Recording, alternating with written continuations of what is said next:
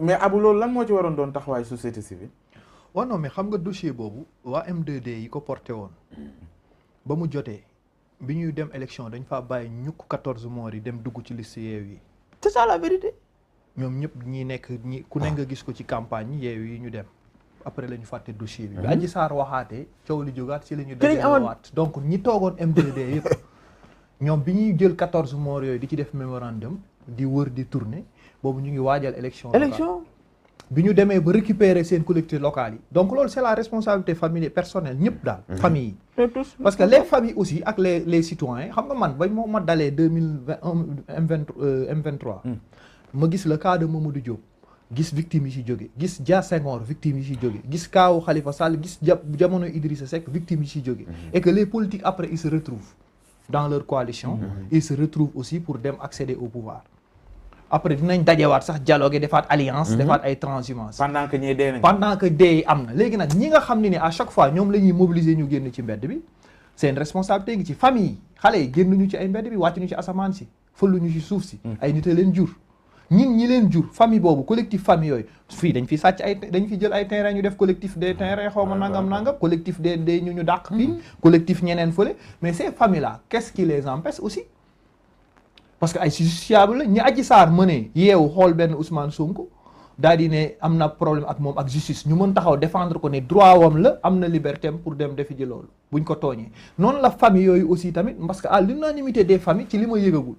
gisaguma leen ñoom famille yi ñu jóg taxaw ne dañuy porter seen dossier à part bi fa Serigne Mountakha yablee dem defi ji indemnisation bi dem defal leen jàppale leen consoler leen mais à part ça M2D bi defoon mémorandum élection locale ba mu jotee calendrier république locale ba mu yegsee waxatuñu loolu waxu ay problème liste lañ doon wax ak installation mairie ak ay recours teg fa dossier bi ba dossier bi yëkkati ku waat donc beneen bi stop mooy droit de l'homme ici c'est que Adji Sarr bi moom la ñëpp daw waaf parce que depuis l'événement du mois de mars dafa ne société civile amul wane problème bi am ci presse bi xaaj bi yëpp dañu corrompre parce que dafa am ñaari pro presse ñi ku si ne moo tax débat bi man su amee gëmatuma révélation gëmatuma journaliste buy wax parce que c'est clair et net on a payé des journalistes dans tous les camps parce que jamono jiñ toll nii ñii l'attitude des journalistes corporation bi li ñuy bañ ko tudd corporation bi ça Tange Tandian on le laisse parler du n'importe quoi sur le dossier ak Pape Alé Niang di def maa tay je m'en foutisme Papa Ndiaye bu Walf di def maa tay je m'en fous donc ñooñu ñëpp di def ci dossier bi lu leen neex donc tey jii nii ñooñu ñëpp ñu ngi yëkkati ko boo yëkkatee kaddu jëmale côté bee ñu songee la côté bee te ay journalistes ñoo koy def bu dee état bi aussi dafa gis benn information boo xam ne dafa jëm ci côté bi seeni journalistes ak seeni presse ak mais di nga nangu ni ci ñi ngay tudd ñi am na ñoo xam ci fee la ñu des waaw xam nga fee ñi des xam nga li kiy wax tey droit de l'homme ici dans les normes su dee dëkk la boo xam ne droit de l'homme ici dañuy liggéey ngir àq ak yelleef doomu aadama yi waruñu woon taxaw waruñu woon noppal beneen bi ci topp mooy famille parce que les familles victimes aussi donc waroon na leen jaral ñu ne ñun lii dinañ ci dem ba mu jeex parce que bakkan dafa cher di fàtte état bi nga xamante ne waru xaar ñu koy fàtte xam nga ñaara benn bakkan rek waaw ki dafa wax lu am solo mais ki dafa wax lu am solo au Sénégal de 68 de kii ñaata mort ñoo fi am c'est que yi ngeen di wax nii buñ koy wax nii tey ci ay état naan ay nangam ñaata mort ñoo am ci ay événements ak ay manifestations politiques bi mujj génn bi Mamadou Diop ak 17 morts yi amoon ci Ablaye Wade bi pour mu quitter le pouvoir du ñoo àndoon ñu nekk opposition ñi yeeg au pouvoir du ñoo nekkoon ci terrain donc événements yi fi jot a jàll ñaata la mais yooyu yëpp en général bu yegsee impunité politicienne parce que fii au Sénégal wax ji mooy les politiciens dañu immuniser seen bopp ci benn affaire mooy tey le dossier de Ousmane Sonko lu tax mu bari coow ñaata cas viol la ñuy jugé jamono ji tribunal ñaata viol lañ jël ñu def leen mandat de dépôt mais fii bu dee dossier politique la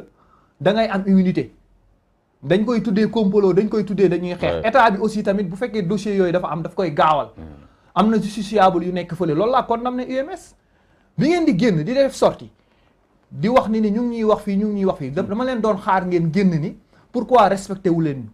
ñun magistrats yi ba nga xam ni amuñu personnel bu doy benn cabinet dañ koy jox 500 dossiers plusieurs justiciables tëdd fële. on nous parle de 500 juges am juge sax yoo xam ni dañuy quitter de la magistrature di dem di defi politique. alors que ñu ngi manqué personnel.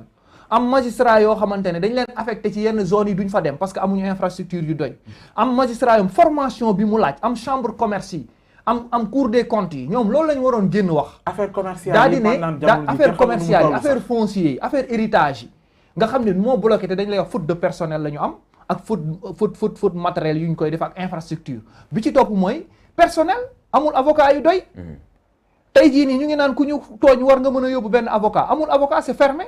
notaire yi même chose c'est fermé donc greffier yi même chose donc ñoom bu ñu toogul ñu wax loolu pour man fa laa doon xaar UMS dëgg la sax war nañu mën a génn ndax syndicat lañu du ñu ay leneen mais fi ñu waroon génnee mooy le fait que pourquoi respecté wuñu leen pourquoi état bi joxu leen dayo boobu pourquoi état bi aussi mu yab leen yab goo xam ni chaque dossier politique ñu yàq ci seen der man j'attendais UMS à ça tey jii nii UMS boobu noonu ak ñooñu nga xam ni procureur yi nga xam ne en général ñoom ñooy dem ci côté état bi en général di jouer rôle état bi ñoom waroon nañ taxaw kaas loolu parce que benn corps la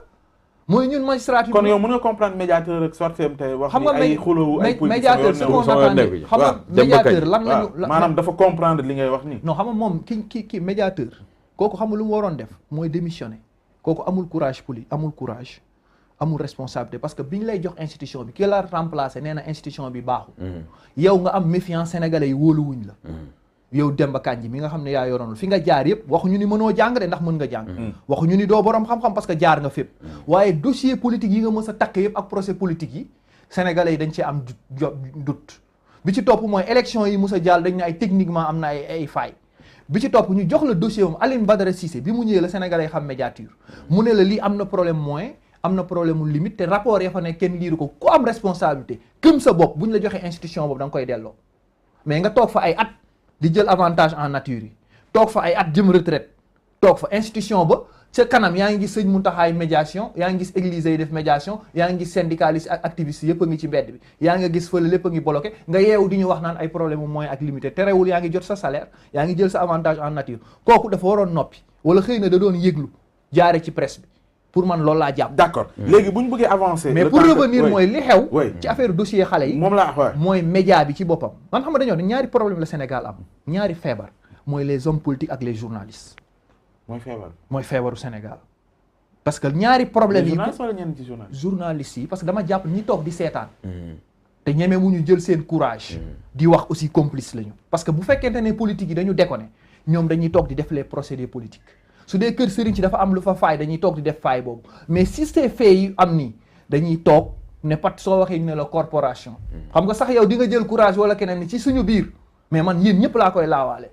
parce que damay wax ni ñi toog di seetaan. ci biir parce que dama wax société civile ma ne société civile bi fi nekk classique complice avec l'État société civile bi fi nekk nga xam ne en général séminaire yi ak programme yi ak projet international ma ne Sénégal amul société civile. loolu dama koy wax assumer ko ku wax maa fi njëkk a wax mais boo ñëwee tey ci traitement information yi. tey ni mu amee ay sites yoo xam ne spécial dédié pour l'opposition ni mu amee les médias d'État comme Le Soleil RTS ñooñu nga xam ne ni dañuy jël sax ay politiciens ñu ñëw di kukkali sénégalais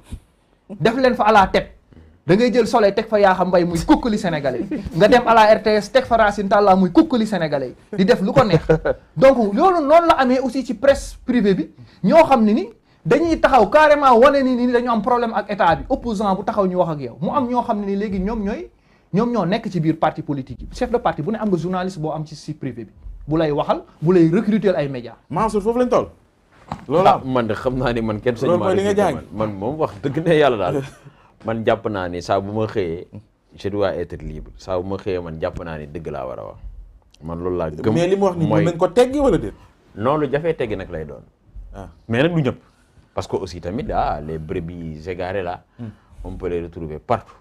parce que aussi tamit loolu ni mu amee ci journalistes yi noonu la amee ci santé noonu la amee ci éducation parce que aujourd'hui quand on prend le cas des syndicalistes on a l'habitude de le dire entre le syndicalisme et la politique il y a qu'un seul pas donc loolu ñëpp xam nañ ko mais par rapport à notre dossier fi may doon waxee naan borom kër gi tey jii est-ce que moom war na toog di xool ci njabootam fukki nit ak ñeent génn ci àdduna. mais loolu laa lay wax. c'est-à-dire man ñu yegg ci